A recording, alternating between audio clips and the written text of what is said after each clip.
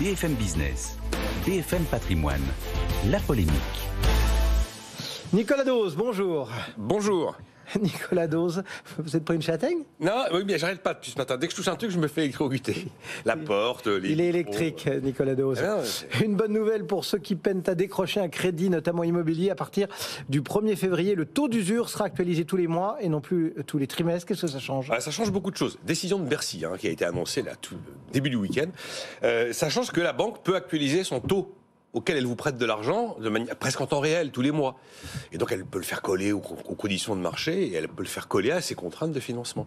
Ce qui fait que comme elle peut actualiser son taux, elle peut se retrouver avec la possibilité de dire oui à des dossiers d'emprunt auxquels elle disait non, parce que ce taux d'usure étant bloqué pendant 3 mois, il y avait des dossiers qui étaient des dossiers un peu fragiles et qui n'étaient pas finançables avec le taux qui était proposé. Alors ça ne veut pas dire que le crédit sera plus cher, En fait, c'est pareil, mais au lieu de faire une grosse marche tous les 3 mois, on va faire la petite marche tous les mois. Bon, évidemment, on est actuellement dans une tendance de hausse des taux d'intérêt et de renchérissement du prix de l'argent. Mais selon toute vraisemblance, effectivement, il y a plein de dossiers qui pouvaient se retrouver non éligibles ou refusés, qui ne devraient plus l'être.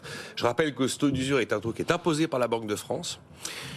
Méthode de calcul, je ne vais pas rentrer dans le détail. En tout cas, c'est une sorte de taux TTC. Ça prend en compte l'ensemble des frais lors d'un crédit immobilier, le taux auquel on vous prête de l'argent, les éléments d'assurance emprunteur ou encore les frais bancaires. Et actuellement, au moment où on parle, il est toujours fixé à 3,57% pour un crédit à maturité 20 ans.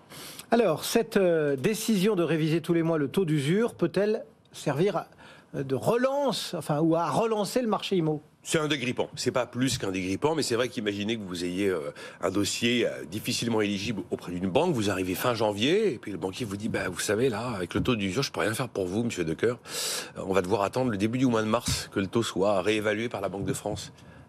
Voilà, ça peut vous figer votre projet et faire capoter d'ailleurs le projet. On sait qu'on est dans un marché, c'est pour ça que je dis que ça va être un dégrippant, parce qu'on est quand même dans un marché qui d'abord a fait une très belle année 2022 quand même, mais qui connaît un ralentissement assez sévère, notamment sur le nombre de prêts accordés. Alors là, tous les chiffres entre Crédit Logement, CSA ou la Banque de France disent pas exactement la même chose, mais le ralentissement est observé par tout le monde.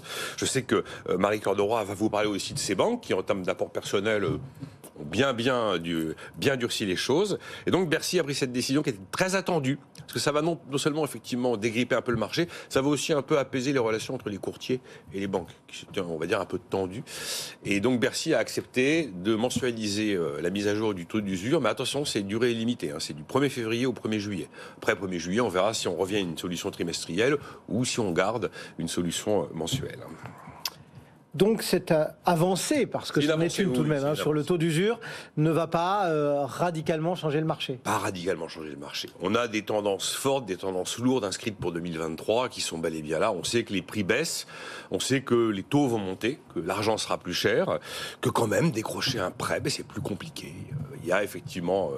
le taux d'usure va aider, mais il y a quand même l'histoire des apports personnels qui sont là. Les transactions ont tendance à reculer, et puis la grande nouveauté, c'est que maintenant, c'est l'acquéreur qui reprend un peu la main quand même sur le vendeur.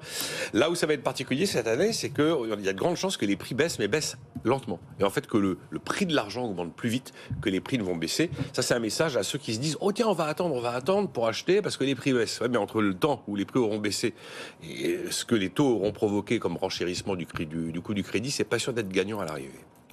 Nicolas Dose et la polémique du jour. Merci Nicolas.